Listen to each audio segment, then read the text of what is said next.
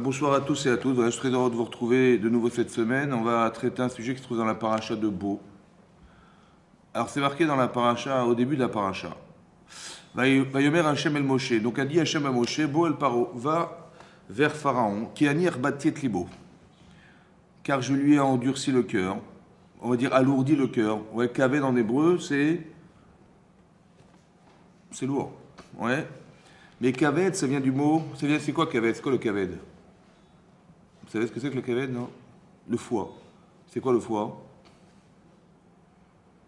C'est une concentration de sang. Hein? On a concentré du sang, c'est ça le foie? C'est quoi le foie?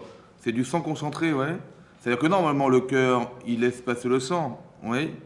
Mais là, son cœur, il est devenu du foie. C'est-à-dire qu'il n'y avait plus de membrane, quoi. C'est comme si, c'est quoi endurcir le cœur? C'est comme si il y avait un caillot, quoi. Ça s'est tout durci, donc il est incapable de pouvoir réfléchir, de pouvoir penser. Le cœur est devenu du sang. C'est le foie, en fait, c'est ça le foie. C'est ça, il rebattit les beaux. J'ai trouvé que j'avais transformé son cœur en foie, quoi. C'est ça qu'il veut dire. Donc j'ai fait tout ça pour multiplier mes signes et mes miracles. Et afin que tu racontes.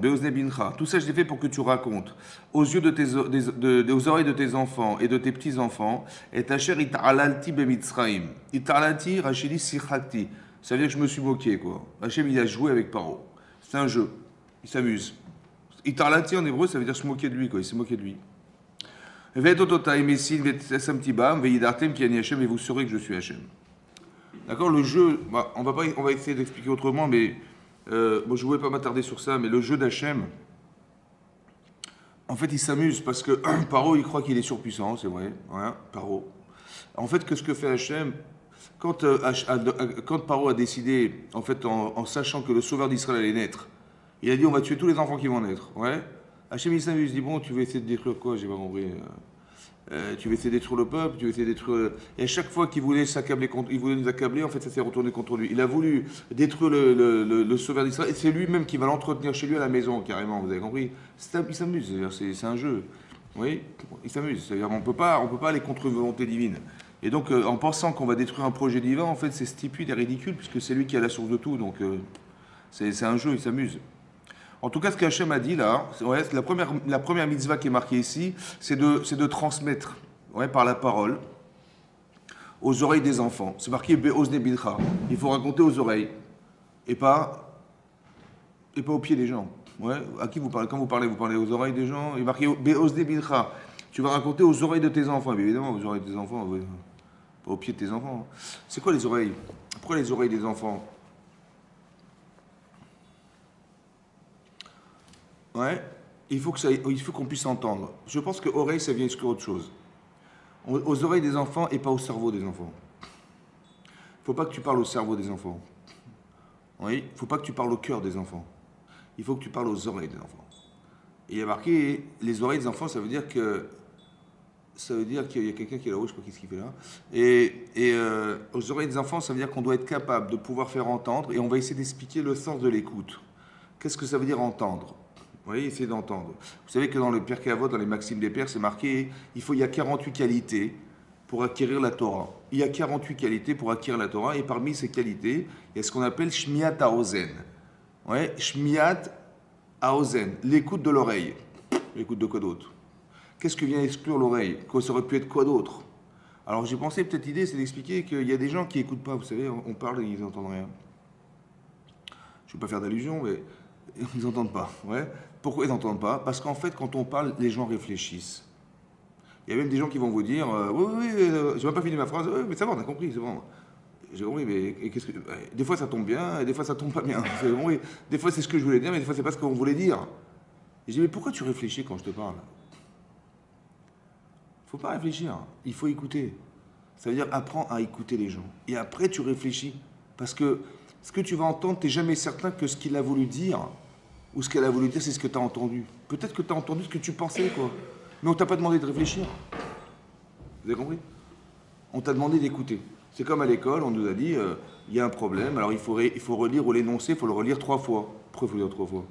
Parce que tu n'es pas sûr d'avoir bien entendu ce qui est marqué. Et c'est souvent parce on fait des hors-sujets dans la vie, on fait des hors-sujets, parce qu'on n'a pas écouté.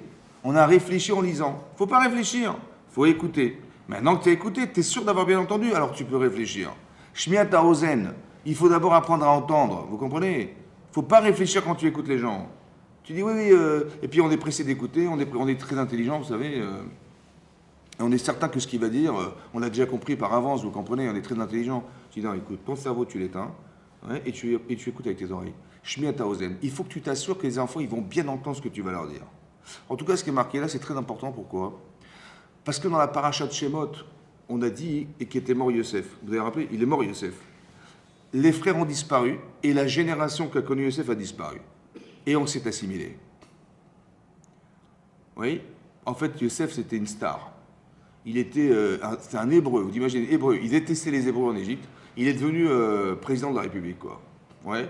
Et donc, quand on voit ça, on se dit, purée, on faisait les mitzvot déjà. Et puis, en plus, on a Yosef qui est très, très haut placé au gouvernement. Super. On nous dit Yosef est mort. C'est pas qu'il est mort, en fait. Bien sûr qu'il est mort, physiquement il est mort, mais il est mort quelque part dans la mémoire des gens. On n'avait plus de repères. Bon, il y avait encore les frères. Alors on s'accrochait aux frères de Yosef, ils sont morts. Après, il y avait la génération qui a connu Yosef et ses frères, ils sont morts. Ça veut dire qu'en une génération, on peut tout perdre. Tout ça parce qu'on n'a pas su transmettre les valeurs du judaïsme. Vous avez compris? Il n'y a pas eu de transmission. Alors Hachem il dit, écoutez, on ne va pas recommencer l'histoire. Alors t'es sa père, tu vas raconter à tes enfants ce qui s'est passé dans l'histoire, pour vous rappeler d'où vous venez, qui vous êtes, à quel peuple vous appartenez. Tu vas te raconter la sortie d'Égypte. Ça va? Donc il y a une première mitzvah, c'est de raconter. Pourquoi la Torah a choisi le moyen de communication, c'est la parole. Ouais, c'est-à-dire je vais parler aux oreilles des enfants. Ça passe de la bouche à l'oreille. Il y a une autre façon de communiquer, qui est de voir et de ressentir. D'accord? Tu vas voir des choses et tu vas ressentir des choses. Sur le plan de l'efficacité émotionnelle ou de la mémoire, vous allez écouter de musique, vous allez vous rappeler des vacances, vous allez voir des images, vous allez rappeler de certaines choses. C'est beaucoup plus porteur l'image, que de raconter aux oreilles de nos enfants, puisqu'on ne voit rien, il n'y a rien à voir. Vous allez raconter un discours, etc.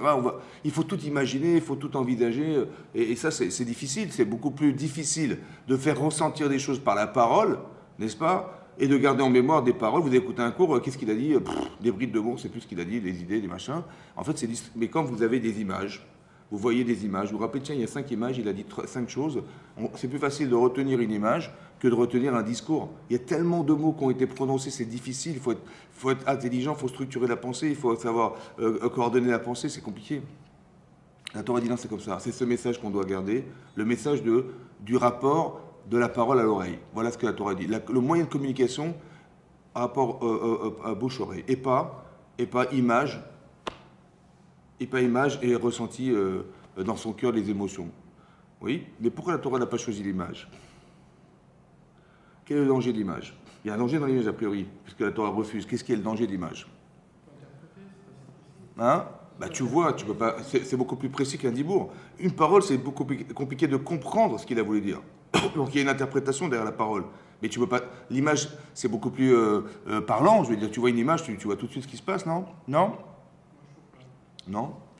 Bah, non, le discours, il y a un niveau d'interprétation. Donc tu peux te tromper. Tu peux mal entendre, tu peux mal comprendre, ou tu peux comprendre, mais pas au niveau de ce qui a été pu être dit par la personne qui te parle. Tu vois, il y a un niveau de compréhension. Après, tu peux te tromper, on peut te tromper. Mais l'image, c'est figé. Après, c'est vrai qu'on peut aussi dans l'image. Et je pense que, comme c'est qu'on ne voulait pas qu'on voit quelque chose, il fallait qu'on entende quelque chose. Il ne fallait pas qu'on puisse voir, il fallait qu'on puisse entendre. Pourquoi il faut absolument entendre et pas voir? Voilà. Vous avez compris? Voilà. D'accord? Il faut qu'on construise les gens par la parole et pas par l'image.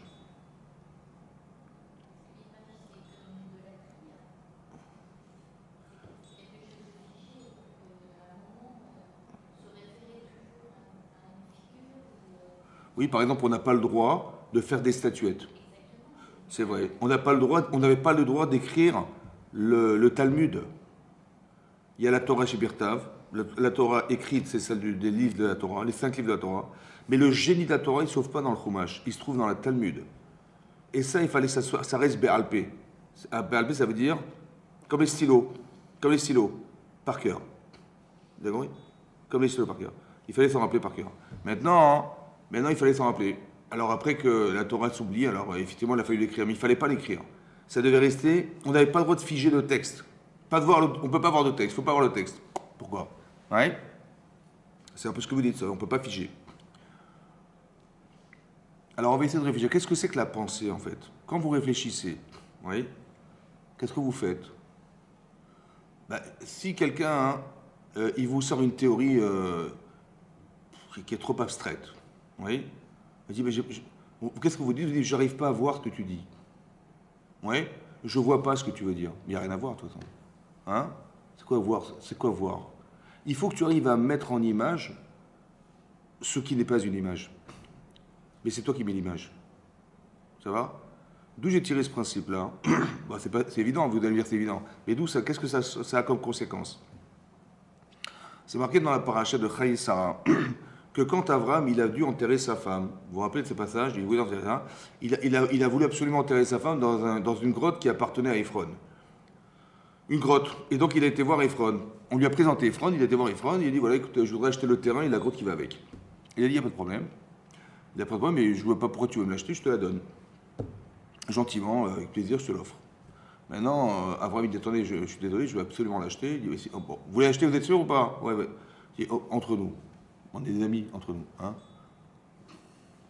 400 000 euros, ça vous va ou pas? C'est un prix exorbitant, quoi. Il y a 400 shekels, c'était une somme exorbitante. Et Avram, il a accepté gentiment. Et de là, on a l'expression vous connaissez? Et il s'est fait rouler, quoi. C'est comme ça que ça apparaît, ouais. Maintenant, Rachid est là-bas. Hein.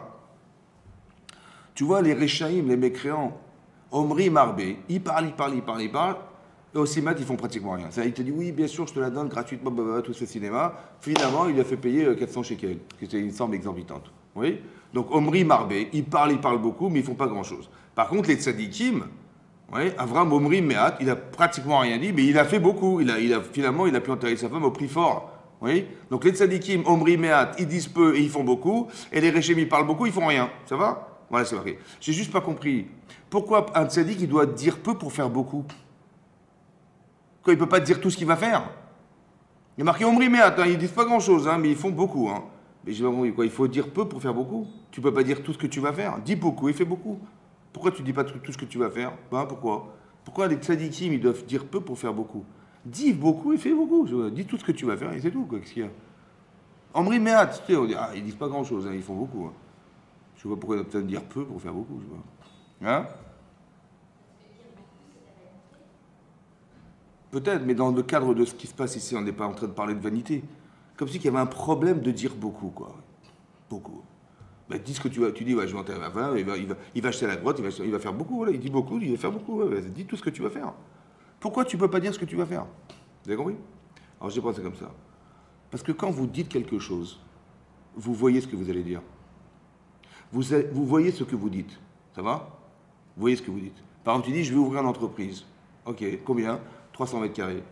Ok, donc je vois l'entreprise 300 mètres carrés. Mais bon, il faut que je la trouve, il faut que je puisse avoir le financement. Donc je vais aller voir les banques, je vais préparer mon dossier, je vais aller voir les banques, je vais négocier avec les banques. Après, si je trouve le foncier, alors il va falloir que j'installe des bureaux, il va falloir que je place un réseau informatique. Après, il faut que je trouve le produit que je veux vendre, il faut que je sois bien placé. Après, je vais prendre mon graphiste, il faut que je trouve des graphistes, il faut que je trouve de la pub, il faut que je trouve des vendeurs, il faut que je trouve des secrétaires, il faut que je trouve, ouais. À la fin, j'ai dit, vous croyez qu'on va le faire ou pas? Hein? Des fois, on dit, je crois que j'ai trop parlé. J'ai trop parlé. Hein? Mais tu as fait qu'il n'y a rien, qu'il n'y avait rien qui est sorti, il n'y a rien. En fait, ce qui s'est passé, c'est quand j'ai parlé beaucoup, j'ai vu tout ce que j'ai dit. Et j'ai mis un mur devant moi. Vous avez compris? Maintenant, il faut que je franchisse le mur que j'ai construit dans mon cerveau pour arriver à faire ce que j'ai dit.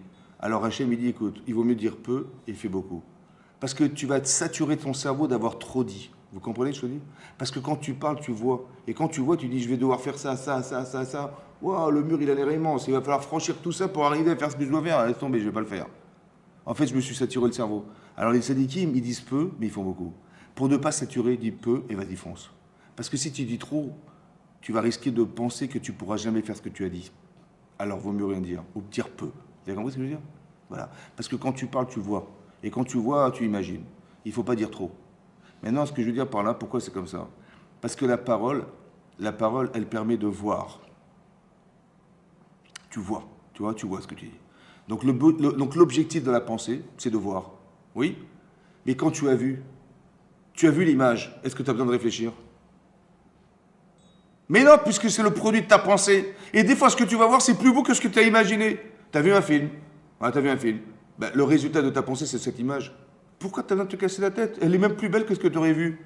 Imaginer, voir. T'as compris ou pas? C'est-à-dire qu'on veut nous empêcher de penser.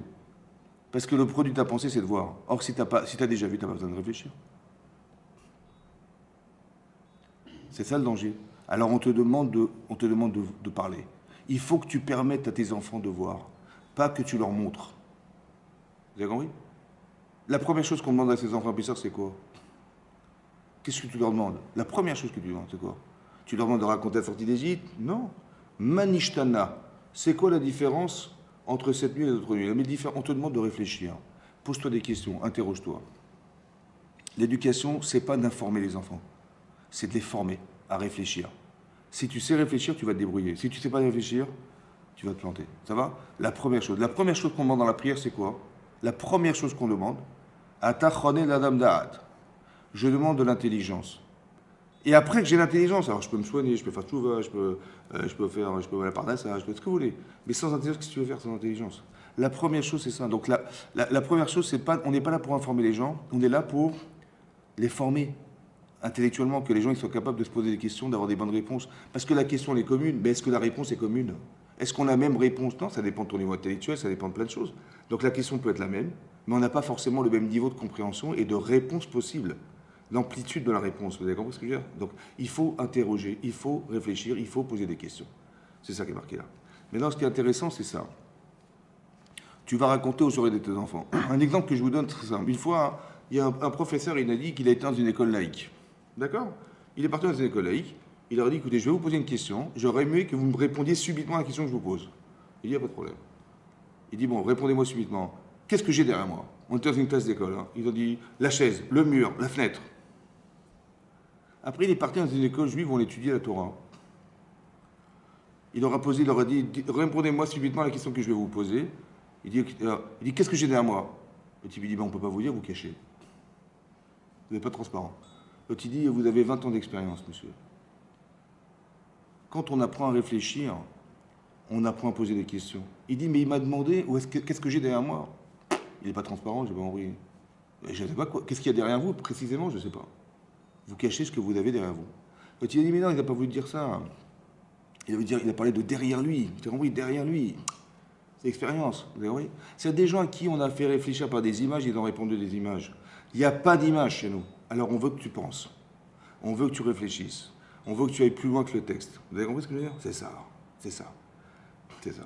La différence, elle est là. C'est pour ça que la Torah dit, je ne veux pas d'image. Je veux que tu racontes.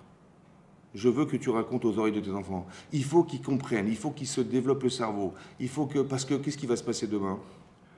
Ben, si tu apprends à vivre parce que tu l'as vu, alors tu dis, ben, j'ai vu. Alors tu vas amoureux d'elle, tu vas tomber amoureux d'elle parce qu'elle est très jolie, il a une belle expérience, sans essayer de creuser, voir qui est-ce que tu as en face de toi.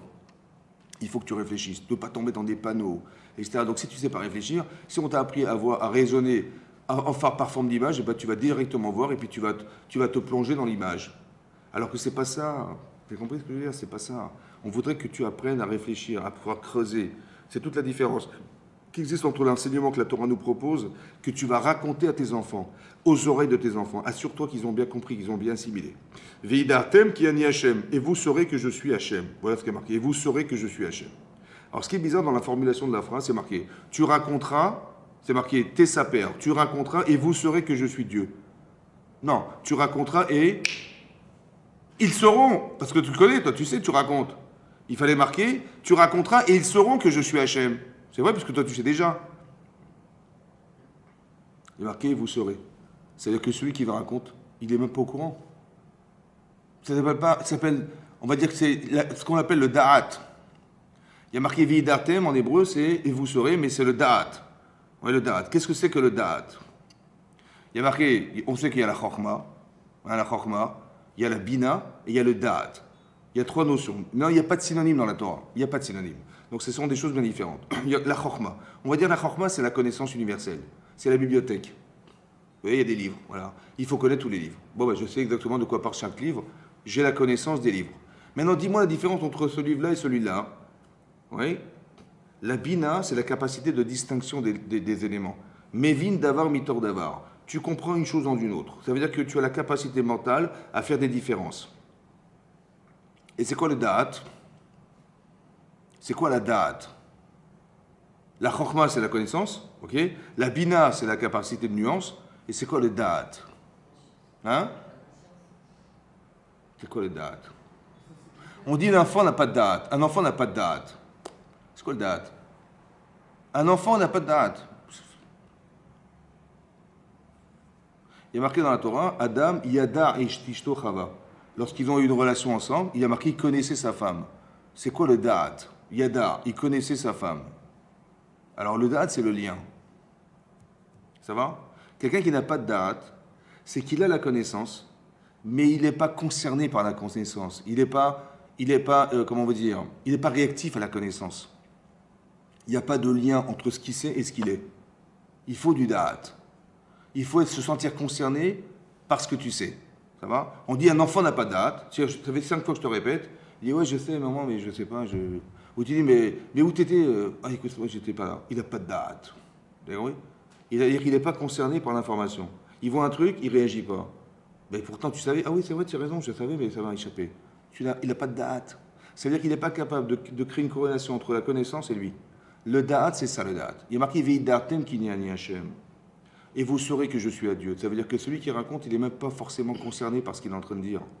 Mais non, quand il va s'entendre dire, il va raconter, il va essayer de convaincre ses enfants. C'est là qu'il va être connecté à sa connaissance. Mais pas forcément parce qu'il sait. Vous comprenez? C'est pas parce que tu sais que tu es la personne. Tu seras la personne quand tu sauras réagir à ce que tu sais. Là, on peut dire que tu as du da'at. Tu as compris? C'est ça le da'at.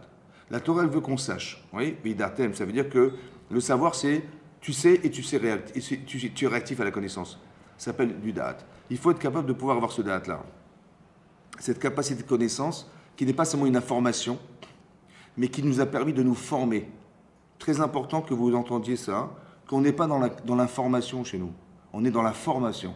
Je t'apprends quelque chose, mais je veux que ce soit des outils qui vont te permettre de vivre avec. Mais si tu dis, ouais, dans ma tête, j'ai une information, oui, voilà, oui. Par exemple, je donne un exemple. Il faut croire en Dieu. C'est bon? D'accord? Mais non, c'est marqué que quand Hachem, il a demandé à Moshe Rabbeinu, il dit, écoute, tu vas libérer les enfants d'Israël. Il faut que tu ailles voir Pharaon pour les libérer les enfants d'Israël. Il dit, mais ils ne me croiront pas. Ils ne vont pas me croire. Hachem dit, bon, écoute, prends ton bâton, jette-le par terre, il va devenir serpent, mets ta main dans ta poitrine, elle va devenir lépreuse. C'est quoi le serpent et c'est quoi la lèpre? Le serpent, c'est quoi? Ben, le lachon hara, la médisance. Ouais. Il a la langue fendue, comme par hasard. Oui. Et la lèpre, c'est la tsaraat. C'est la lèpre, ça vient du lachon hara, de la médisance. Il dit, tu sais ce que tu vas leur dire? Tu vas leur dire que tu as fait du lachon hara sur eux. Pourquoi? Parce que les enfants d'Israël sont ma'aminim, bédé ma'aminim. Ils sont croyants, fils de croyants. Ne dis pas, ils vont pas me croire, ils vont te croire. Ça va? Donc ils étaient croyants ou pas? Dites oui. Oui. Maintenant, ils étaient croyants. Combien de pourcentages sont sortis d'Égypte? Un cinquième, ça veut dire 20%. Il n'y a que 20% qui ont cru, quoi. 80%, bah, ils ont disparu dans les ténèbres. Donc ils étaient croyants ou pas? Bah, manifestement, pas suffisamment. C'est vrai ou pas? Bon. Après, ils sont sortis d'Égypte. Bon, les croyants sont sortis d'Égypte. Ils arrivent devant la mer Rouge. Il y en a qui se sont plaints. Mais qu'est-ce qu'on a été faire de sortir d'Égypte? On va se faire massacrer par les Égyptiens qui vont nous tuer, là. Il y a des gens qui ont prié. Ceux qui ont prié ont permis que la mer s'ouvre. Et ceux qui n'ont pas prié, qui sont plaints, ils ont profité de ceux qui croyaient et qui sont passés par la mer. Alors je comprends pas, ils étaient croyants ou pas croyants? Ben, manifestement, pas assez. Ensuite, on est arrivé devant Israël, là, devant la frontière. Bon, on nous a dit qu'il fallait rentrer en Israël pour faire la guerre contre les gens qui habitaient là-bas. Bon, ok, je veux bien, bon, on va quand même aller voir qui se trouve là-bas. On va envoyer des explorateurs. Donc on a choisi sur le tas. Hein. On a pris une personne par tribu. C'est-à-dire par centaines de milliers de personnes, on a pris un. La sélection, elle est superbe. Un. Donc ils sont partis, ils sont revenus. Vous savez, je voulais juste vous rassurer, super le pays. Hein. Mais il y avait des géants. Ouais. On était comme des sauterelles. Vous voyez les sauterelles? Tu te vois avec ton épée là? T'es une sauterelle. Avec ta petite épée là, tu vas essayer, qu'est-ce que tu vas faire? Ils ont été tellement convaincants qu'ils ont pleuré. Ça va? Mais non, si tu es croyant, tu dis, est-ce que tu as peur de ce qui va t'arriver? Ou tu dis, les pauvres, qu'est-ce qui va leur arriver? Hein? Bah si tu as peur, c'est que quoi? Bah c'est que Dieu, il n'est pas assez fort. Ou du moins, ils sont plus forts que Dieu, ceux-là. C'est ça ou pas? Mais comment ça se fait? Mais je comprends pas, avec tout ce qu'on t'a fait. Ceux qui n'étaient pas croyants, ils sont restés en Israël. Ceux qui sont sortis, ils étaient croyants moitié. Et donc, bon, et finalement, la mer s'est ouverte. Et là, et on arrive. C'est-à-dire que tu comprends qu'il y a des niveaux de croyance ou pas? Ça veut dire combien tu es impliqué dans ce que tu sais. Combien? Combien? Et oui, bah. Ça veut dire que le date. Tu sais, on t'a appris la Torah. Mais combien ça te concerne? Combien tu te sens concerné? Quoi? Dès que tu vois un truc comme ça, tu paniques, vous avez compris? Le niveau de croyance, le niveau de connaissance, la connexion qui existe entre ce que tu sais que tu mets le bon Dieu sur la balance et tu mets ton géant là, que lui-même il a créé. Alors, c'est qui est plus fort? Ben non, c'est l'autre qui est plus fort. Ça veut dire que c'est dur d'arriver à vivre la connaissance. Vous comprenez ce que je veux dire? C'est dur de vivre la connaissance. Parce qu'entre ce que tu sais, de ce que tu vois, ce que tu vois est souvent plus fort que ce que tu sais. Malheureusement, c'est comme ça. Oui. C'est comme là-bas, la Gemara dans Brachot, elle dit que Rabbi Yochanan ben Zakkai, il a dit à ses élèves avant de mourir, il a dit Yiratson, que soit la volonté d'Hachem, Shielachem Mora Shamaim, que vous ayez la crainte de Dieu, comme vous avez la crainte des hommes. C'est-à-dire, tu mets sur la balance, tu mets Hachem, le Dieu, et tu mets les hommes, tu dis, allez, veille que vous ayez crainte de Dieu comme vous avez peur de la police. Ils ont dit quoi? C'est tout, c'est honteux, quoi, la police, mais n'importe quoi. Bien sûr que Dieu est plus intellectuellement. Tu mets Dieu, tu mets la police, évidemment. Il dit non, parce que quand un homme il fait une avéra, il va faire une faute. Qu'est-ce qu'il fait? J'espère qu'il n'y a personne. C'est ça qu'il dit, hein? J'espère qu'il n'y a personne. Discrètement, je dis, mais tu sais bien, tu sais que Dieu il est là. Donc, oui, c'est bon parce qu'on sait. Et ce qu'on sait, c'est peu voir ce qu'on va voir. Parce qu'il dit, j'espère qu'il n'y a personne. Mais s'il est surpris en flagrant délit d'avéra, monsieur, et puis il ne sert à plus rien. Hein. Ouais, le trader contre le magouiller, là, il voit type rentrer, ils sont de sujet, ils sont de site, ils sont de. Oui. C'est-à-dire que c'est marrant parce qu'il faut que tu vois pour te faire réagir. Mais tu sais pertinemment que Dieu, il te voit. Comment ça se fait que ce que tu vois est plus fort que ce que tu sais, et ce que tu sais, c'est plus fort que ce que tu vas voir? On est d'accord ou pas? Comment ça se fait que comment ça fait que tu n'es pas conscient? C'est ce qu'il dit. Il dit, elle est vain qu'on arrive à craindre Dieu comme on craint les hommes. Parce que ce que tu sais n'est pas forcément aussi fort que ce que tu vas voir. Alors que ce que tu sais, c'est normalement, logiquement plus grand que ce que tu vas voir. Seulement, tu n'y crois pas vraiment. Vous avez compris le problème? Ah, c'est ça. Ça veut dire qu'il faut avoir une connaissance émotionnelle. La religion, c'est de la connaissance. Tu lis les livres, voilà, tu lis marqué. Bon, bah, tu connais bien la Torah, Chazak Obaor. Et alors? Et alors? Vous avez compris? Il faut que tu arrives à être cet homme. Il faut que tu sois cette femme. Ah, c'est autre chose. Ah, c'est autre chose. Ça veut dire qu'on ne te demande pas de savoir. On te demande à ce que la connaissance, elle devienne émotionnelle. Elle te touche. Quand il a dit, j'espère que vous allez craindre Hachem quand vous allez craindre la police, parce qu'en fait, le type, quand il voit la police, il regarde, il a ses papiers, là, sa ceinture, mais quand il rentre à la synagogue, est-ce qu'il a peur pour lui? Vous avez compris? À Rosh Hashanah, on se fait juger à Rosh Hashanah, on est bien d'accord ou pas? Oui? Mais si un type, il est jugé au tribunal entre la vie et la mort, il dort bien la nuit ou... Hein? Et nous, on est super bien. Tu peux me passer le miel, s'il te plaît, le miel pour les pommes, là, On est peinard, on n'a même pas conscience de ce qu'on fait. Si on avait conscience, vous avez compris, entre la connaissance et la réalité de cette connaissance, elle n'est pas vraiment connectée. C'est ce qu'on appelle le date. On n'a pas de date. C'est-à-dire qu'on n'est pas capable de vivre une chose et de savoir que normalement, ça devrait nous parler, tu vois. C'est ça. Et est-ce que ça nous parle? Alors il faut que tu racontes à tes enfants, pas que tu les informes, mais que tu mettes les émotions qui vont transformer la connaissance en une connaissance émotionnelle. Et là, ils vont pouvoir réagir parce que ça parle. Il faut que je m'assure, comme des fois, on peut répéter 10 fois quelque chose à quelqu'un, il dit, mais attends, ça fait 10 fois que je te répète, t'es bête ou quoi là-haut? En fait, parce que j'ai pas mis les émotions. Alors, ça parle pas. Vous avez compris? Il faut que j'arrive à mettre à l'oreille. C'est quoi mettre à l'oreille? C'est que je sais que ça va s'entendre et ça va faire que, vous avez compris, ça va faire que le type il va se sentir concerné par la chose. Il faut le sentir, il faut qu'il se sente concerné. Il prenne à charge l'information et pas qu'il ait l'information. Non, il faut prendre à charge. Et ça, c'est du date. Tu es concerné par ce que tu vas entendre. Et ça, hein, même en entreprise, j'imagine, dans le business et tout, c'est pareil. C'est que la personne, elle doit être concernée par ce que je lui dis. Et pas qu'elle sait que je dis, puis après, il va se passer n'importe quoi, et puis ça va lui échapper. Non, il faut s'assurer de la connaissance. C'est ce que la Torah dit. Tesaper beozne bincha. Ça rentre à l'oreille. Pas tu le racontes à tes enfants. Tu racontes aux oreilles de tes enfants. Que ce soit sûr que ça soit bien introduit dans l'oreille et que la personne elle va pouvoir réagir à ce que tu dis. Cette information, elle va disparaître parce qu'il y a du etc. C'est comme ça. Donc il faut que ce soit émotionnellement touchant pour contrebalancer autre chose. Mais si tu n'as pas d'émotion, c'est comme il a dit à l'éveil qu'on ait peur d'Hachem, on craigne Hachem, qu'on craint les autres. Ça veut dire que je réagis à ce que je vois, mais pas ce que je sais. Alors comment tu vas faire que ta connaissance, elle va te permettre de réagir à ce que tu vas voir? Mais il faut qu'il y ait une émotion là pour refouler une émotion. Vous avez compris ou pas? Mais s'il n'y a pas d'émotion, ben il n'y a pas d'émotion. Alors la connaissance, elle est balayée par la peur ou par ce que vous voulez. Quelqu'un qui est passionné de quelque chose, la passion est plus forte que la raison. Plus forte. Donc l'émotion est plus forte que la raison. Plus forte que la raison. Donc il faut que ta raison, elle soit émotionnelle pour contrecarrer une raison, une passion. C'est comme ça. C'est comme ça. Il faut rendre la Torah émotionnelle. Il faut rendre la connaissance émotionnelle. Parce que quand c'est trop théorique, ouais, en fait, je sais, mais ça ne me parle pas. Alors il faut mettre en image. Ton cerveau, il fonctionne avec des images. Alors il faut mettre de l'image. Vous avez compris? C'est ça. C'est ça qui est marqué là. Ensuite, c'est marqué, ici, c'est marqué dans la Torah, que la première mitzvah de la Torah, ça veut dire avant même qu'on soit sorti d'Égypte, Hachem, il a dit la chose suivante. Il a dit, Vayomer Hachem el Moshe, el Aaron beres Misraim les morts. Achodesh hazeh lachem. Achodesh hazeh lachem. Ce mois sera pour vous. Oui, on est page 372. Ce mois sera pour vous le premier mois de l'année. Rashi Chodashim. Rishon ulachem lechodshei shana. Le premier des mois de l'année. Oui, c'est le mois de Nissan, qui est le premier des mois de l'année. Donc Hachem a ordonné qu'on compte le temps. Comme ça, c'est le premier Rashi de la parasha de Bereshit.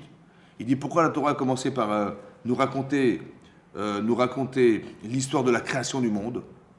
Ouais, elle aurait dû commencer, la Torah aurait dû commencer cette paracha-là, la nôtre, là, aujourd'hui, en disant, voilà, Hachem, 15 jours avant de sortir d'Égypte, il a dit, ce mois sera pour vous le premier mois de l'année, on va compter, dans 10 jours, vous allez sacrifier un sacrifice, vous allez prélever un sacrifice que vous sacrifierez dans 14 jours, etc. Après, voilà, tout le déroulement de la sortie d'Égypte. Donc il fallait commencer quelque part. Alors, la première mitzvah, c'était de compter le temps. Ça va? Est-ce que vous auriez mis la première mitzvah, était de compter le temps? Dans l'ordre des mitzvot, vous aurez mis quoi en priorité? La première mitzvah, c'est de compter le temps. Ben, pour graduer les choses, je comprends, mais de compter le temps, hein, c'est un moyen. Tu dis, je sais pas, tu prends des rendez-vous, ben, il faut le temps, calculer la vitesse du temps, c'est des moyens. Mais c'est la première mitzvah de la Torah, ça. Ouais, incroyable. Hein, la première, ouais. Structurellement, je comprends. Mais la Torah, on n'est pas dans la structure, on est dans le fondamental. En quoi le compter le temps, c'était fondamental. Achodesh hazeh lachem. Ce mois vous appartient. Oui, lachem. Lachem. Il est à vous. Il est pour vous. Oui. Lachem, comment ça se traduit, lachem? Chazak. Hein? Vous savez pas? Pour vous. À vous. C'est quoi? Pour vous ou à vous? C'est marqué, par exemple, c'est marqué Ulkartem lachem. Vous achèterez lachem. On parle du loulav. Maintenant, on sait que la Gemara, elle explique, lachem, l'avoue, mais pas volé. Si quelqu'un il emprunte un loulav le premier jour, il n'est pas quitte de la mitzvah. Donc lachem veut dire à vous ou pour vous? À vous. C'est marqué lo yirae lecha chametz. Et si quelqu'un possède du chametz chez soi, il transgresse la Torah. Oui. Donc le lecha veut dire aussi à vous, pas pour vous, à vous. Donc si je dis que lachem veut dire à vous, ça veut dire que Hachem il considère que le temps nous appartient. Ce mois vous appartient, il est à vous. Mais nous, la notion qu'on a du temps, c'est pas ça. Est-ce que le temps t'appartient? Est-ce que tu maîtrises le temps? Ou tu es victime du temps? Hachem, il est à vous ce temps. De quel temps il parle, Hachem, qui nous appartient? Achodesh hazeh lachem, ce mois vous appartient. Rishonu echotshei shana. Oui? Depuis quand on est propriétaire du temps, nous? C'est quoi la propriété du temps? Si lachem veut dire à vous, c'est compliqué de comprendre que le temps nous appartient. Alors que nous, la notion qu'on a du temps, c'est le temps nous échappe, ouais. Le temps nous traverse. C'est comme ça qu'on réfléchit. Le temps s'égrène, voilà. On n'est pas maître du temps. Il n'est pas à moi le temps. On est plutôt victime du temps.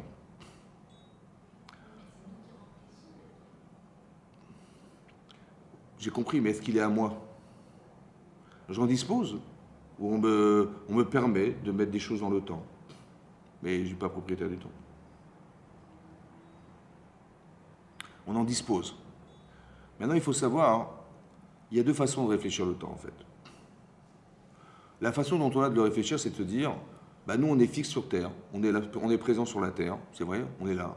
Mais le temps nous traverse, c'est le temps qui passe. Mais nous, on est là, on ne bouge pas, nous, hein, on est là, mais le temps nous traverse. D'après les Chachamim, c'est l'inverse. C'est le temps qui est fixe. Et nous traversons le temps. Chachamim disent que c'est quoi le temps? C'est comme une roue, dans laquelle il y a des mois. Vous avez le mois de Tishri, le mois de Kislev, le mois de... Oui. Et que dans ce temps-là, il y a des notions qu'on traverse, qui sont permanentes. Des notions dans le temps. Par exemple, c'est marqué dans la Gemara, dans Rosh Hashanah, hein, qu'il y a 10 jours de pénitence entre Rosh Hashanah et Kippour. Ça va? Mais c'est marqué Dirshu Hashem Beimatso. Recherchez Hashem là où il se trouve.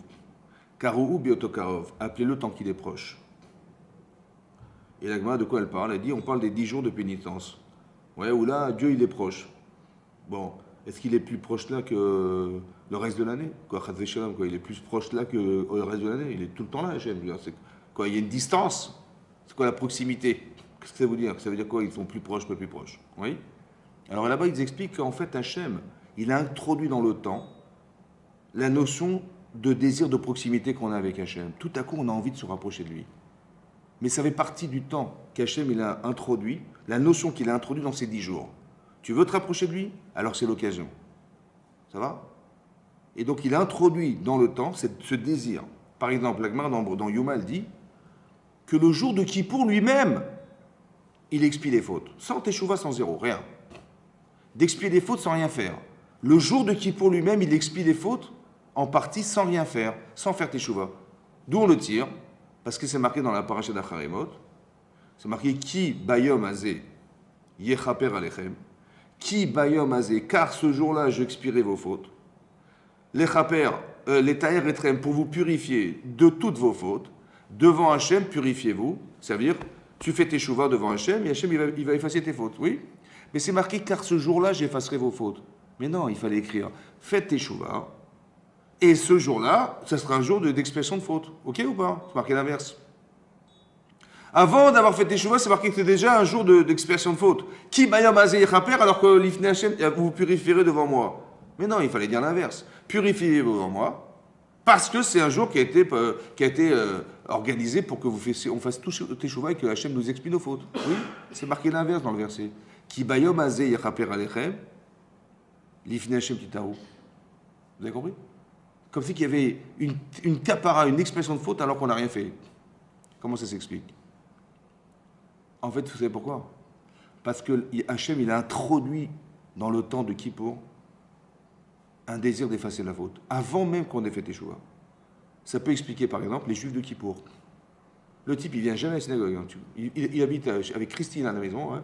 Il mange des écrevisses, mais il va dire à sa femme, je suis désolé, c'est le chauffard. C'est le chauffard, je ne serai pas là cet après-midi, je vais écouter le chauffard à la synagogue. Mais pourquoi tu viens à la synagogue? Il dit, bah, c'est le grand pardon. Mais pardon de quoi?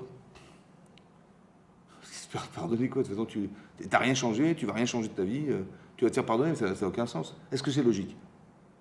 Non. Alors pourquoi il a envie de venir à la synagogue? C'est pourquoi? Parce qu'Hachem, il a enlevé un petit peu de la faute. Il a déjà un peu pardonné pour encourager la personne à venir à la synagogue. Vous avez compris? Ça veut dire que dans le temps de Kippour, tu vas traverser le temps du Kippour et tu as envie de faire tes chouvas. On t'a déjà aidé un petit peu à avoir envie de faire tes chouvas. C'est extraordinaire. C'est que la notion du temps, c'est un espace-temps dans lequel on introduit des notions intérieures. Vous avez compris? Introduit des notions intérieures. Comme par exemple, on dit dans le Kiddush de vendredi soir, oui, on dit Yom Hashishi, Vayichul Hashem Maris Vechot Semaim, Vayichel Elokim Yom Hashishi, Be'arto Shasa, Vayivarech Elokim.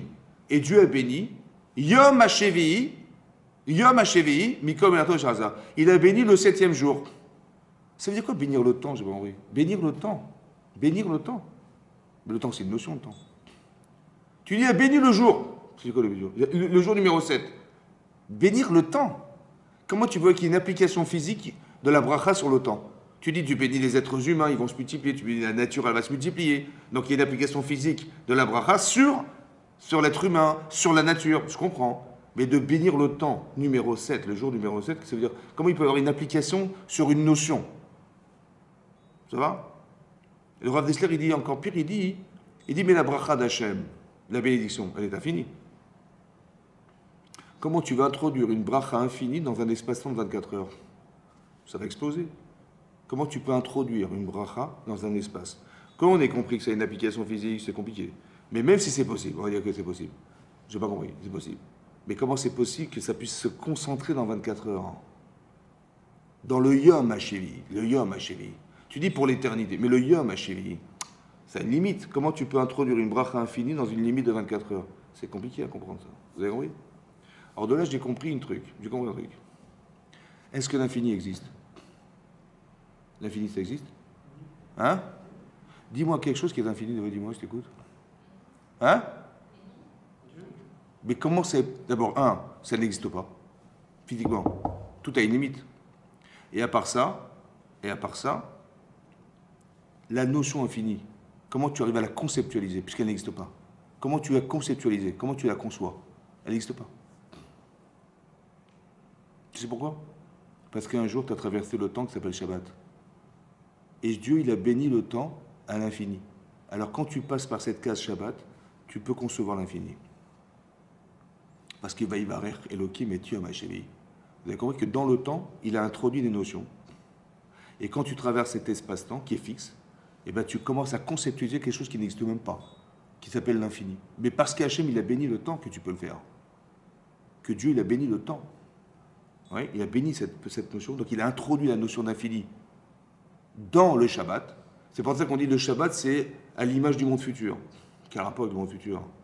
Parce que dans le monde futur qui est infini, ouais, comment tu peux conceptualiser ça grâce au Shabbat? Si je vous dis, si vous faites des mitzvot, vous pouvez atteindre le monde futur, le paradis. Ah bon, comment tu fais? Et c'est quoi le paradis? C'est infini. Hein. Oui, mais comment tu peux me parler d'infini? Ça n'existe pas l'infini. Parce que Dieu, il a introduit cette notion-là en bénissant le temps. Ça veut dire que quoi? Ça veut dire comme ça, écoutez bien. Quelle est la différence entre traverser le temps ou que le temps nous traverse? Si je dis, moi, je suis fixe sur la Terre, ouais, et que le temps nous traverse. Ou bien non, que le temps, en vérité, il est figé. Mais c'est nous qui traversons de façon permanente le temps. Oui? C'est quoi la différence? C'est comme ça. Si tu dis que nous, on traverse le temps, ou que nous, on est traversé par le temps, si on est traversé, ça veut dire que ça fait 3300 ans qu'on est sorti d'Égypte. Donc ça fait partie du passé. C'est vrai ou pas? Comment tu vas retrouver ton passé? C'est impossible. Par contre, si tout ce qui a été vécu est déjà dans le temps, donc quand tu repasses par la case Pessah, tu peux retrouver intellectuellement toutes les émotions qui ont été vécues à l'époque de Pessah, parce que c'est dans le temps. Vous avez compris la différence? Le temps t'appartient, tu peux en disposer. Achodesh Azelachem, il est à vous. Que toute la notion de liberté que j'ai introduite dans Pessah, elle existe dans Pessah, dans le mois de Nissan. C'est-à-dire que si tu veux réfléchir à qu'est-ce que veut dire être libre, le meilleur moment pour y réfléchir, c'est Pessah. Le Zman de la Khérout, d'être libre. Qu'est-ce que ça veut dire être libre? C'est très compliqué d'être libre. C'est quoi d'être libre? Est-ce qu'objectivement on est capable d'être libre? C'est très compliqué. D'abord, tu peux être prisonnier physiquement, mais tu peux surtout être prisonnier mentalement. Comment tu vas te libérer de cette prison mentale? Alors, essaie de réfléchir à Pessah. Parce qu'en vérité, qu'est-ce qui s'est passé à Pessah? On était prisonniers. On avait des chaînes aux pieds. Oui? C'est ça, hein?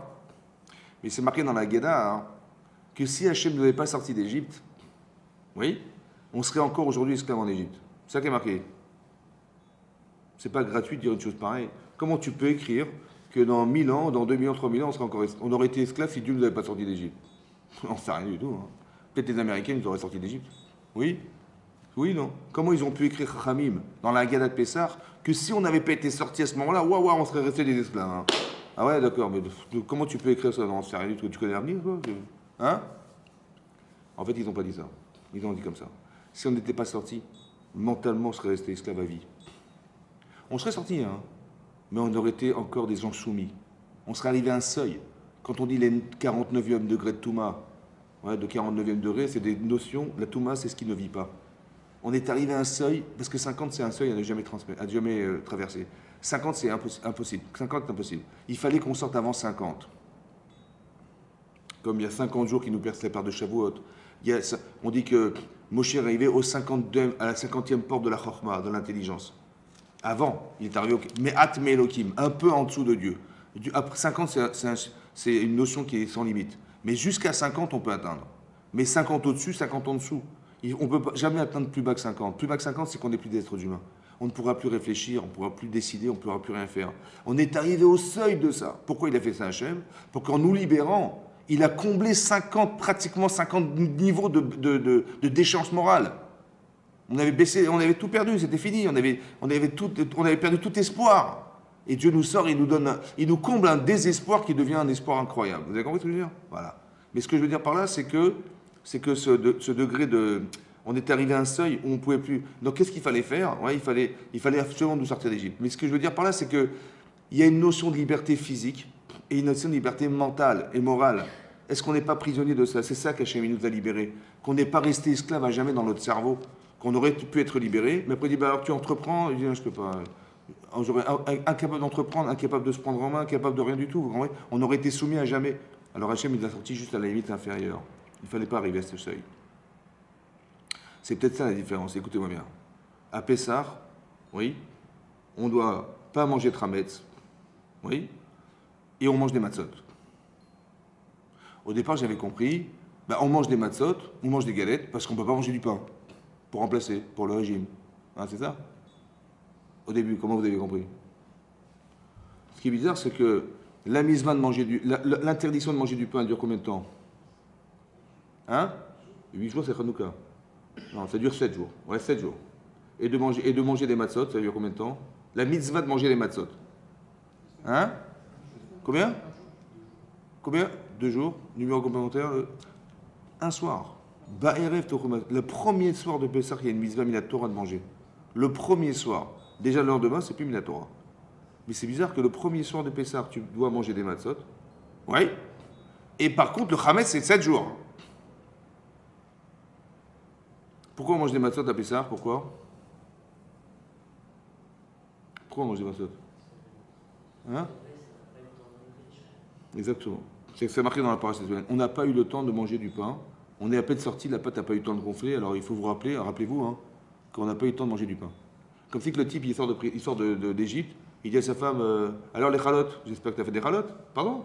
Bah, attends, t'as vu le temps, on n'a pas le temps. Elle est bonne celle-là. Bon, bah dorénavant, on va se rappeler tous les ans, on va manger des galettes. Ça va? Parce qu'on n'a pas eu le temps de manger du pain. C'est ça ou pas? Moi non plus. C'est bizarre, quoi. C'est quoi cette notion de temps? On n'a pas eu le temps. On n'a pas eu le temps de manger du pain. À part ça, on mange des matzot parce qu'il faut se rappeler qu'on n'a pas eu le temps de manger du pain. C'est vrai ou pas? Mais c'est marqué dans Rashi qu'Abraham, il a demandé à sa femme, quand il a reçu les gens, de faire des matzot. Et c'était Pessah. C'est marqué que quand l'autre il a reçu les anges, c'était Pessah qu'il leur a donné des matzot à manger. Est-ce qu'Abraham, il est sorti d'Égypte? Hein? Abraham, il est sorti d'Égypte ou pas? Non, non. Et ses parents, ils sont sortis d'Égypte, Abraham? Non plus. Donc il n'a pas à manger des matzot, lui. Si on mange des matzot pour se souvenir, ouais, qu'on a dû manger des matzot à un certain moment donné de notre vie, ouais, bah, aujourd'hui,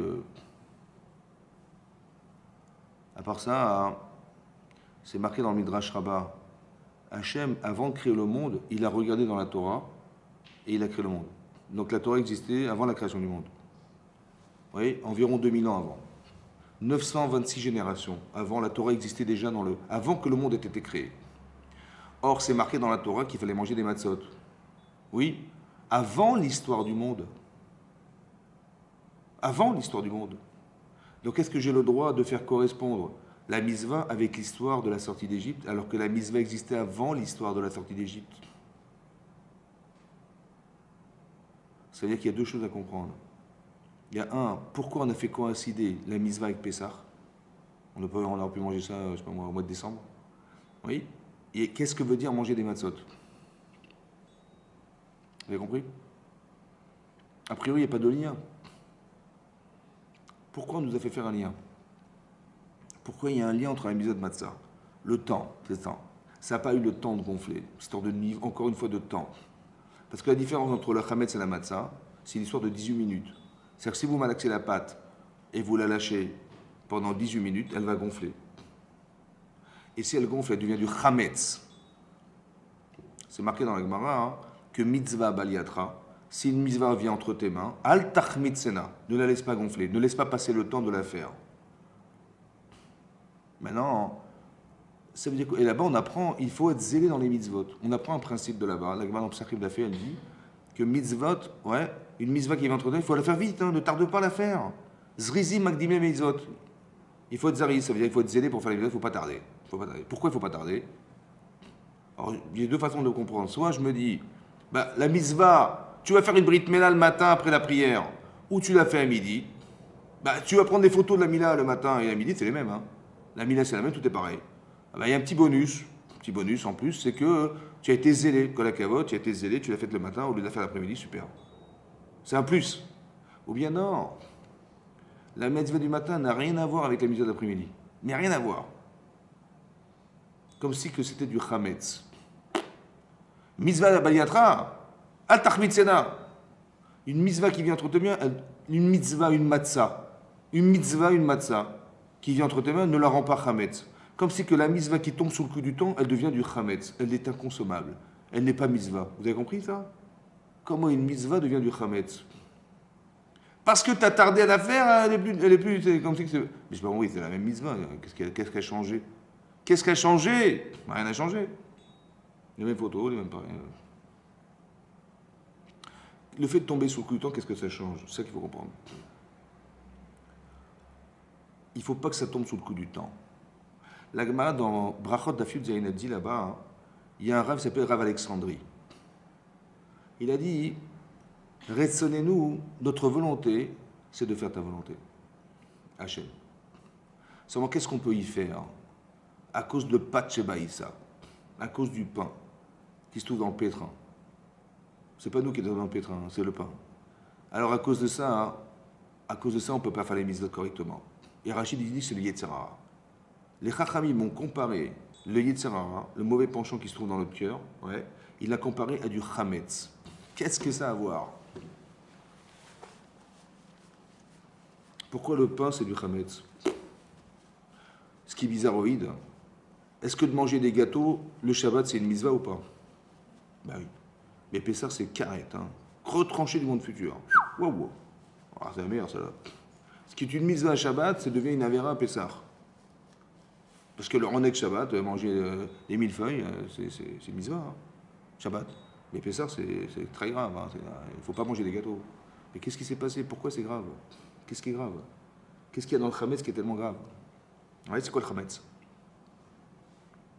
Quand vous faites de la pâte, comment ça se passe? Ben, vous prenez de la farine, hein, mettez de l'eau, mettez du sel, de l'huile, du sucre et de la levure, et vous pétrissez, mesdames. Hein, on pétrit, messieurs, on pétrit, hein, c'est ça? Bon, mesdames, jamais. On pétrit, ouais. Maintenant, qu'est-ce qui va se passer? Ben, j'ai une boule de pâte. Bon, j'ai mis dans une bassine. Ça va? J'ai mis dans une bassine. J'appelle mon enfant, je lui dis, écoute mon cher, on va faire 1 kilo de pâte, tu veux ou pas? Il fait, bien sûr, avec plaisir. Et donc on va faire ensemble. Alors on a pris 1 kilo de farine, on a mis un petit peu d'eau, un petit peu d'huile, un peu de sel, un peu de sucre, un cube de levure. On a fait tout ça, on a fait pétrir. Voilà. Maintenant je dis à mon fils, tu vois la boule là, on l'a faite ensemble. Combien ça fait? On a mis 1 kilo de farine, on a mis, je sais pas, 20 centilitres d'eau, un peu de levure, un peu de machin. Bon, elle a pesé 1 kg 100, 1 kg 150. Oui ou non? Celle-là fait 1 kg 50. Maintenant c'est que dans la bassine qui déborde là. T'as vu comme elle est grosse celle-là? Il dit, ah ouais, elle est énorme. Si celle-là fait 1 kg 150, combien fait l'autre là-bas? Il dit, celle-là, ouais, elle doit faire 10 kilos. Tu sais combien elle fait? Non. Elle fait 1 kg 150. Menteur plus que ça, je connais pas. Franchement, mais si celle à papa, elle fait 1 kg, elle fait 1 kg 150, elle peut pas faire 10 kilos, elle peut pas faire 1 kg 150, elle est énorme. Il dit, tu sais pourquoi elle est grosse? Il dit, mais non, parce qu'elle est vide, elle est pleine d'air. Tu sais ce qui est le premier Yetzer Hara? C'est de te faire croire. Il veut te faire croire. L'interprétation fausse des choses. Vous avez compris? Ils ont écouté le rêve de Yosef, ils ont interprété qu'il était roi d'Israël. Tu es gouré, c'est roi d'Égypte. Vous avez compris? Moshe l'a tardé à descendre du mont Sinaï. Oui ou non? Il dit Ish Moshe lo yadanu me ayalo. On ne sait pas ce qu'il est devenu. Qu'est-ce qu'il a marqué dans Rashi? Le Yetzer Hara, le Satan, il aura fait croire, il aura montré le linceul de Moshe Rabbeinu qui flottait en l'air. Il aura fait croire qu'il était mort. Parce que quand on a des rendez-vous, en général, et que le type est en retard, ben c'est qu'il est mort. En général, c'est ça qui se passe. Ouais. On avait rendez-vous avec le plombier, il n'est pas là, ben il est forcément mort, évidemment. Mais comment il est mort? Je n'ai pas compris. Pourquoi ils ont cru qu'il est mort? On leur a fait croire qu'il est mort. Vous savez pourquoi il est mort? Hein? Parce que quand on tient aux personnes, le seul qui peut monter sur Mont Sinaï, c'est Moshe Rabbeinu. Le seul qui peut redescendre, le seul qui peut donner la Torah, c'est lui. Maintenant, vous savez, au fond de nous-mêmes, ce qu'on ne veut pas accepter, c'est que s'il échoue, c'est une catastrophe. S'il meurt, oui? Oui, non. Évidemment, s'il descend. En fait, cette peur, elle est là. Mais je ne veux pas y penser parce que pour moi, c'est impensable. Alors Hachem, il fait que si tu dépends de ça, alors je vais te révéler que c'est comme ça. Et donc, il envoie, il fait tarder Moshe Rabbeinu. Il n'a pas eu, il a perdu, il n'a pas, comment dire, il a tardé, il avait 6 heures de retard. 6 heures de retard, oui? C'est comme par exemple, imaginez quelqu'un, il attend ses enfants, ils arrivent à 4h30 de l'école. Tous les jours à 4h30 de l'école. Tous les jours. Ça fait 6 mois, ils sonnent à la porte, 4h30, ils sont là. Il est 4h30, donc ils ne vont pas tarder à sonner, oui ou non? Oui, 4h30. Bon, il est 5h moins quart. Il est 5h. Mesdames, il est 5h. 5h15. Ils sont toujours pas rentrés de l'école. À quoi vous pensez? Les Hitler. Hein, ils se sont fait écraser, ils se sont fait kidnapper, la police. Mais pourquoi tu penses au pire? Parce que quand tu tiens aux gens, tu penses au pire. Vous avez compris ce que je veux dire? C'est pareil. Ils ont cru qu'il était mort. Ça veut dire que quand tu tiens aux gens, tu penses au pire. C'est comme ça.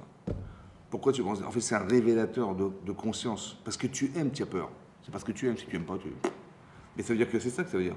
Le Satan, c'est lui qui leur a fait croire. Est-ce qu'il était mort? Non. Ils ont cru qu'il était mort. Le Satan est un révélateur de défaillance. Parce que je ne suis pas clair dans ma tête, alors il va me trouver chez moi des défaillances qui vont être un révélateur de mon problème.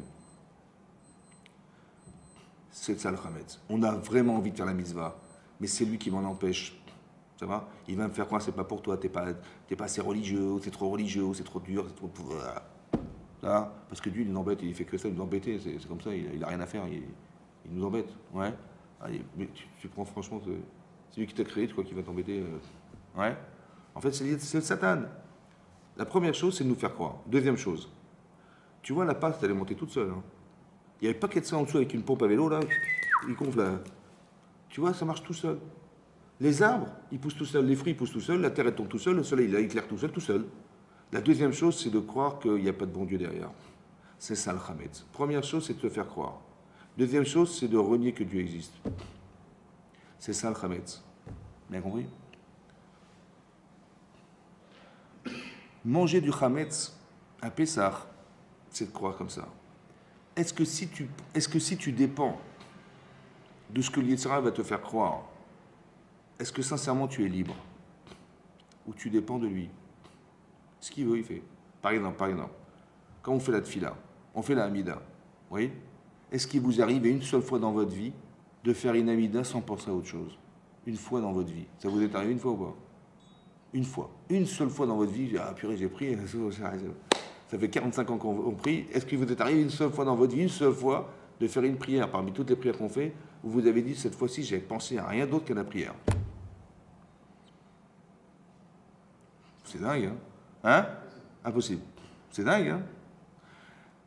Maintenant, est-ce que vous avez envie de penser à autre chose? Non. Est-ce que c'était le moment de penser à autre chose? Alors? Qui c'est qui pense alors? Mais je suis pas fou quand même, c'est moi qui pense. C'est vrai ou pas? En fait, ce qui se passe, c'est comme ça. Le Yetzer Hara, ce qui l'intéresse, c'est qu'on arrive à se couper d'Hachem. Alors, qu'est-ce qu'il fait? Il va fouiller en moi ce qui est important pour moi, ce qui est intéressant pour moi. C'est lui qui va chercher l'information. C'est lui qui me la propose.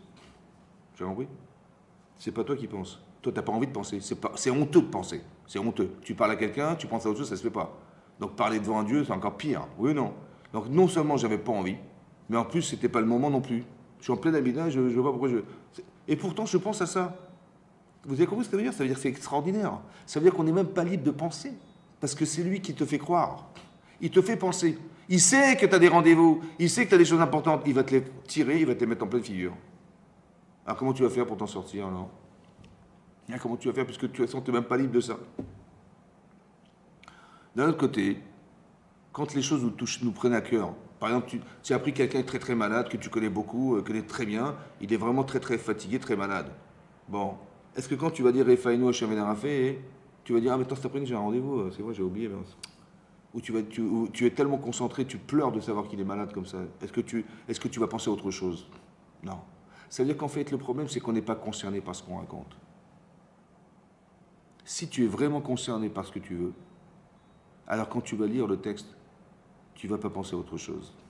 Comme si que le Yetzirah, c'est un baromètre de savoir est-ce qu'on est concerné par ce qu'on raconte ou pas.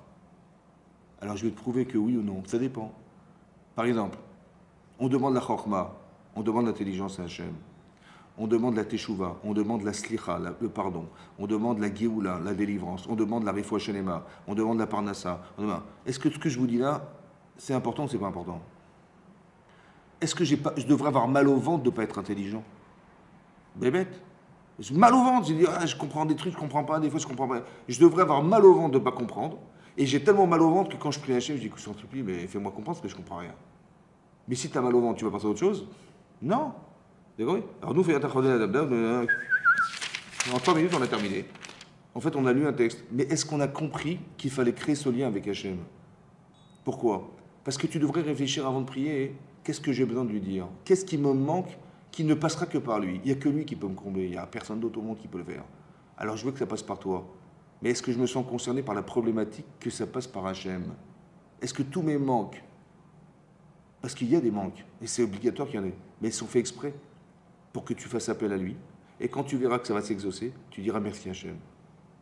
Mais il faut que tu mesures les manques que tu as. Sache que tout ce qui est répertorié dans la prière, c'est une chose qui doit absolument te combler. C'est obligatoire. Obligé. Tu ne peux pas t'en passer. Alors, est-ce que tu as la problématique du manque? Et si vraiment tu l'as, alors ton Yitzhara, il ne peut pas avoir d'emprise sur toi. Parce que tu es concerné, tu as le date. Tu es concerné par ce que tu dis. Et si tu es vraiment sincèrement concerné, il ne peut rien faire pour toi. Ça va? Comme si que dans ton cœur, tu comblais tellement les vides, il n'y a pas d'espace pour lui. Ça va? Eh bien, ça s'appelle la liberté, ça. Vous allez comprendre que la liberté, c'est pas d'avoir le choix. La liberté, c'est de plus l'avoir, ce choix. Je n'ai plus le choix que de penser juste. Vous avez compris ou pas? Par exemple, la première fois que vous avez rencontré vos beaux-parents, ouais, est-ce que vous êtes arrivé là-bas, vous avez enlevé vos chaussures, et vous avez mis les pieds sur la table avec vos chaussettes là? Non?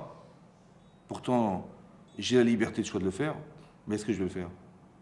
Mais pourquoi tu vas te priver de le faire? C'est ton kiff, mais enlève tes chaussures et mets les pieds sur la table. En vérité, c'est une chose que je ne peux pas faire. Mais si je le fais, c'est que je suis fou. Mais je n'ai pas cette liberté d'être débile. Alors je ne veux pas mettre mes pieds sur la table. Mais tu t'es privé de liberté? Non. D'être libre, c'est pas de mettre ses pieds sur la table. Je me prive de cette liberté. C'est là que je suis libre. Ma liberté, par exemple, je vais faire tes chouvas. Je dis ça, je fais plus, ça, je fais plus, je fais plus. Mais pourquoi tu te prives? Je comprends pas. Mais kiffe ta vie. Tu as le choix. Vous savez, comme s'il y avait une liberté de choix et il y avait une liberté d'être libre, de ne pas avoir le choix. C'est pas pareil. La liberté de choix, tu fais ça ou ça. En vérité, le danger, c'est qu'on a la liberté de le faire. Mais en vérité, au fond, il faudrait que tu aies plus la liberté. Il faut que tu sois tellement clair dans ta tête qu'il y a des choses que tu feras plus dans ta vie. Et c'est là que tu es libre. Avant, tu es prisonnier de quelque chose qui te dit je fais ou je fais pas. En vérité, si je doute, c'est que je suis prisonnier d'un désir qui est faux, en fait. Mais il faut que j'arrive à éliminer ce désir. Vous avez compris? D'être libre, c'est de ne plus avoir le choix de se tromper. Alors Hachem dit, ne mange pas de trametz à Pessah. Ne laisse pas le restaurant entrer dans ta tête. Sois libre, c'est-à-dire, ne laisse pas la pâte gonfler. Ne lui laisse pas le temps, Yetzara, de te faire croire. Il faut tellement que tu sois lucide que tu n'as même pas, et tu n'as même pas la liberté de le laisser te faire croire quelque chose. Vous avez compris ça? C'est ça d'être libre. C'est ça les matzot. Il ne faut pas que tu aies le temps de lui laisser faire quoi. Comme si que quand je vois les miraglim, quand je vois les géants, je dis mais les pauvres, j'ai peur pour eux, franchement, qu'est-ce qui va leur faire réaction? Je n'en sais rien du tout. Tu es libre. Alors que là, hein, tu es tributaire de ta peur. Vous avez compris ce que je veux dire? Quand tu vois Moshe pas descendre, tu dis ben, si on avait réfléchi avant en fait. Voilà, Moshe Rabbeinu vient de monter sur Mont Sinaï. Ça va? Bon, dites-moi, s'il descend pas, on fait quoi? Peut-être qu'il va échouer, hein, c'est possible. Hein. Shalom, après il va échouer à n'importe quoi. Attends, il nous a ouvert la mer Rouge, il nous a sorti d'Égypte, les Barcodes, il a toujours réussi, pourquoi tu veux qu'il rate? Il n'y a pas de problème, mon chéri. Pas de problème. S'il rate, tu fais le veau d'or. S'il ne revient pas, tu vas faire le veau d'or, je te dis direct. Tu vas tellement paniquer, tu vas faire n'importe quoi. Donc il vaut mieux que tu réfléchisses avant, n'est-ce pas? Il y a des situations de vie qui sont dramatiques, qui sont difficiles à vivre. Ça peut être la parnassa, ça peut être le couple, ça peut être les enfants, ça peut être les parents, ça peut être des choses qui sont déstabilisantes. Si en amont, tu n'as pas réfléchi, tu vas faire le veau d'or. Tu ne pourras pas réfléchir, c'est trop dur à supporter. Il faut que tu aies des réponses avant que ça puisse arriver. Pas tout, des choses déstabilisantes dans la vie. Maintenant, c'est déstabilisant de savoir que si Moshe n'est pas descendu, on va faire le veau d'or. C'est déstabilisant, on le sait, on va faire le veau d'or, c'est sûr. Il y a des gens qui vont dire non, non, le rabbin il est fou, laisse tomber, il dit n'importe quoi, laisse tomber. Il n'y a pas de problème, mais si ça arrive, tu vas faire quoi? Ça va? Donc il dit bon, il faut accepter l'idée que c'est possible. Alors qu'est-ce qu'on fait? En fait, on n'en sait rien, parce que qui c'est qui peut remplacer Moshe Rabbeinu? On n'en sait rien. Alors je vais vous dire, écoutez, on n'en sait rien. Si Chaz V'Shalom ne redescend pas, Dieu il pourvoira, il nommera le prochain Moshe Rabbeinu. C'est vrai? Ça vous va ou pas? Bon, s'il ne descend pas, qu'est-ce qu'on dira? Ah, malheureusement, il a échoué. Bon, bah Dieu nous dira quoi faire. Est-ce qu'on aurait fait le veau d'or? Non. C'est parce qu'en amont, on n'a pas réfléchi, un, à la problématique, deux, à une solution possible. C'est pour ça qu'on a fait le veau d'or. Le Yetzer Hara, il n'aurait pas eu d'emprise sur nous si on avait réfléchi en amont et on avait trouvé des solutions qui pouvaient éviter d'être déstabilisés. Vous avez compris ce que je veux dire? Tes enfants, ils viennent en retard, tu leur achètes un téléphone. Ça va? Pourquoi? Parce que s'ils viennent en retard, tu les téléphones, tu dis où tu es? Ils vont dire, oh papa, on a raté le métro. Ah, d'accord. Mais dis pas, commence pas à paniquer. C'est de ta faute, il fallait racheter un téléphone. Vous avez compris? Il faut trouver des solutions avant que la panique arrive. Mais est-ce que ça peut arriver? Tu ne peux pas savoir. Mais d'un côté, c'est démonstrateur que tu aimes tes enfants. Parce que si tu n'avais pas peur, donc Hachem, il a fait exprès qu'ils soient venus en retard pour que tu saches combien tu les aimes. Tu as compris ça? Voilà. Mais d'un autre côté, est-ce qu'on avait passé par ça? Je ne sais pas. Mais ce que je veux dire par là, c'est que si en amont on avait réfléchi, on aurait évité, on aurait trouvé des réponses au Yetzer Hara. Il nous a fait croire qu'il est mort, mais il n'est pas mort. Et s'il est mort, ben Dieu il pourra, on n'aurait jamais fait le veau d'or. Ça veut dire que ici, ça veut dire comme ça. Il ne faut pas laisser le temps de gonfler la pâte. Ça veut dire que tu dois avoir des certitudes dans ta vie. Ça veut dire que tu dois étudier, tu dois comprendre, tu dois avoir du date, pour que si les choses arrivent, tu sauras quoi répondre. Ça, c'est une chose. La zrizout, c'est une autre chose. C'est autre chose. L'être zélé, c'est autre chose. Si par exemple, voilà, on sort de la synagogue, là, ouais, tout à l'heure, oui, et devant la porte de la synagogue, il y a une petite valise. Bon, il y a environ, je ne sais pas, au bas mot, il y a peut-être 2 millions d'euros. Il y a des petits billets qui dépassent dans la valise. Bon, il y a des passants, hein. N'importe qui peut la prendre. On y va ou pas? Hein? On y va? Hein? On court ou on... Vous courez ou pas? A priori. Bon, mais là, combien elle vaut la mitzvah? Combien elle vaut la mitzvah? C'est un prix une mitzvah? Mais pourquoi t'as tardé à la faire l'après-midi? J'ai pas compris. Tu dis on peut la faire ce matin. Si la valise là-bas, on y reste après-midi. Hein, on y reste après-midi, c'est pas grave. Ah bon, tu es sûr que tu vas aller cet après-midi? Mais ça sera trop tard. Les gens, ils vont passer, ils vont la prendre, la valise. Mais pourquoi tu as tardé à y aller? Pourquoi tu as tardé à faire la mitzvah? Tu sais pourquoi? Parce que l'Yetzer Hara, il est passé par là. En fait, le révélateur, est-ce que je suis concerné ou pas? C'est mon Yetzer Hara qui va me le dire. Parce que si vraiment elle avait un poids, cette mitzvah, je ne pense pas que tu l'aurais fait l'après-midi. Ne la rends pas chametz. Ne laisse pas le temps au Yetzer Hara de rentrer dans ta tête et te faire croire des bêtises. Mange des matzot. Vous avez compris? C'est-à-dire qu'on ne parle pas de liberté physique. De manger des matzot à Pessah, c'est juste que tu comprennes. On a fait coïncider l'histoire avec la mitzvah. Parce qu'on est sorti libre de Mitzrayim. Mais on était attaché, enchaîné, oui. Maintenant, il fallait qu'on te casse tes chaînes pour que tu comprennes que tu peux être libre physiquement. C'est vrai. Tu as retrouvé ta liberté physique. Mais c'est parce que tu as retrouvé ta liberté physique que tu peux comprendre qu'il y a plus fort que ça. C'est de retrouver ta liberté mentale. Alors maintenant que tu l'as compris, tu as la satisfaction d'avoir été libre physiquement, alors je peux te proposer de comprendre que tu peux aussi avoir une satisfaction d'être libre mentalement. Alors mange des matzot, ne mange plus de trametz. Vous avez compris? Cette période-là, c'est une période de liberté. Il ne faut pas laisser le temps du Yetzer Hara de nous envahir. Il faut que tu élimines au maximum. C'est-à-dire qu'éliminer, ça veut dire que tu as des convictions tellement fortes que rien ne te fait douter. Et c'est ça qui est la liberté. C'est ça ta vraie liberté. Ta vraie liberté, c'est que tu ne dépends de rien d'autre que de ça. De ce que tu dois savoir. Pas de ce qu'on veut te faire croire. Vous avez compris ça? C'est ça, manger des matzot. Ça n'est pas le temps de gonfler. C'est-à-dire que le Yitzhara, il dit ah, on ne sait pas ce qu'il est devenu Moshe Rabbeinu. Je pose une question. Il dit bah, le Yitzhara, puis il est mort. Ah d'accord, merci. Vous avez compris ce qui se passe? Il ne faut pas que ça ait le temps de gonfler. Il faut pas qu'on ait il faut que tu aies des convictions tellement fortes. Mais c'est tellement difficile, ce que je vous dis là, que c'est pour ça que ça dure qu'un soir. Tu dis on va manger pendant 7 jours. Non, d'être convaincu à 100% comme ça, c'est trop difficile. Donc un soir suffit. Par contre, de te refuser de manger du Hametz, ça tu sais faire. Mais d'être lucide à ce point-là, c'est trop dur. Alors on dit le premier soir de Pessah. Vous avez compris? Au moins une fois, tu as ce repère dans ta tête, en espérant que c'est ça que je recherche, c'est ça que je veux atteindre. Alors après Pessah, je vais essayer d'atteindre un petit peu ça. Ouais. Un peu de quoi? D'avoir la connaissance, la liberté, de faire un choix qui soit un choix légitime, un choix logique. Tu dis, mais des fois je comprends rien. On dit, mettez de filine, mettez machin, faites Shabbat. Des fois je comprends pas, des fois je comprends, des fois c'est logique, des fois c'est pas logique. Des fois c'est pas logique. Mettez de filine, prenez une filine. On peut pas manger du beurre et de la viande. Pourquoi? C'est des chokim, des lois irrationnelles. Irrationnelles. Mais pourquoi tu me proposes des lois irrationnelles? Je comprends pas. Des trucs. J'ai honte quand on me demande, mais pourquoi vous pouvez pas manger des écrevisses? Qu'est-ce que je vais lui dire? Un type, non, je sais pas quoi lui dire. Si tu as un cerveau, et il sait que Dieu que tu as un cerveau, il peut te proposer des choses logiques à dire et à comprendre. On est fier de la Torah compréhensible, mais on n'est pas forcément fier de faire des choses qu'on ne comprend pas. Ouais, on est même gêné parce qu'on ne sait pas. J'espère qu'il va poser la question, je ne sais pas quoi dire. Ouais. Qu'est-ce que je vais répondre à ça? Alors je vais répondre comme ça. On t'a donné des lois rationnelles et irrationnelles dans la Torah. Tu sais pourquoi? Parce que depuis quand tu as la prétention de croire que tu comprends Dieu? C'est vrai ou pas? Ben dis, moi je comprends Dieu, bien sûr que je comprends. Oui, il y a des gens qui ont dit, tu sais, pendant la Shoah, il n'y a pas de bon Dieu. Ouais, parce que tu sais ce que c'est Dieu. Donc tu dis, ça c'est pas Dieu, ça.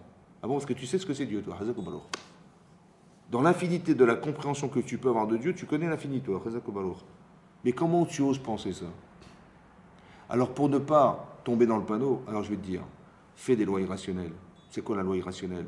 C'est d'accepter Hachem dans ce que tu ne sauras jamais de lui. Mais en vérité, entre nous, Dieu, il est plus là où tu sauras jamais qu'il est, ou il est plus dans ta petite compréhension de Dieu, à votre avis?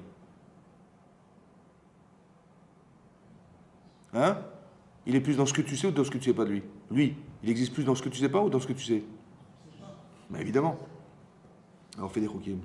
Accepte-le dans l'éventail de son existence, et pas dans la petitesse de ce que tu crois. C'est pour ça qu'il faut faire des lois irrationnelles. J'accepte Hachem jusque-là. Donc quand il m'arrive un problème, je dirais, écoute, j'ai pas compris. Je n'ai même pas besoin de donner des réponses, je sais, j'ai pas compris. Mais non, ça a finalement, soit je l'ai pas compris, mais je l'ai vécu, donc ça a forcément une incidence sur moi, inconsciente. Soit j'ai compris, et ça fait une résonance qui est consciente. Mais j'ai pas la prétention de dire je sais.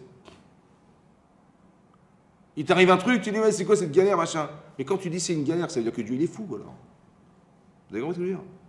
Dis, j'ai pas compris. Ou j'ai compris que ça a forcément une incidence. J'accepte que ça a forcément une incidence positive. Parce que Dieu, si mes parents ils m'aiment, alors bah, Dieu, c'est la forcerie qui m'aime. Vous avez compris ou pas? Donc c'est stupide de te dire, oui, quand tu rentres dans cette logique-là, tu n'es pas prisonnier de ton ICR. Parce que de toute façon, que tu l'aies compris ou pas compris, si tu as compris, tant mieux. Si tu n'as pas compris, de toute façon, ça a forcément une incidence. Forcément. Forcément. Ça a toujours été pour le bien. Les Makot Mitzrayim, elles étaient pour le bien de Pharaon. Parce que Pharaon, il était prisonnier de son pouvoir. Et c'est pour ça qu'il est complètement aveugle à l'idée de ne pas accepter la souffrance qu'il occasionne au peuple d'Israël. Aveugle, complètement. Il dit, vous avez le temps de réfléchir, je peux rajouter du boulot. Et je n'ai pas compris, mais on souffre déjà assez. Je m'en fous, rajoutez travail. Qu'est-ce que fait Hachem? Il est en train de, par les plaies d'Égypte, de retirer le parti pris qu'il a d'être Dieu du Nil, le roi d'Égypte. Au fur et à mesure, ça s'élimine. Et au fur et à mesure, Hachem, qu'est-ce qu'il fait en fait pour lui rendre service, hein? Parce que nous qui ne sommes pas parti pris, on dit il est fou. Mais lui, il se légitime des crimes. Hein. Parce qu'il veut défendre son pouvoir, monsieur Pharaon. Tu vois? Mais nous, on dit mais il est malade, il tue des gens pour ça, mais il est fou. Mais lui, il pense qu'il a raison de le faire. Vous avez compris ce que je veux dire? Mais comment tu vas le libérer de ce problème? Mais tu vas enlever ce qui le rend, aveugle du parti pris qu'il a de nous assujettir. Qu'est-ce que fait Hachem? Il dit, t'es plus le dieu du Nil. Plus le dieu du Nil. T'es plus le roi d'Égypte. Voilà, au fur et à mesure, ça s'élimine.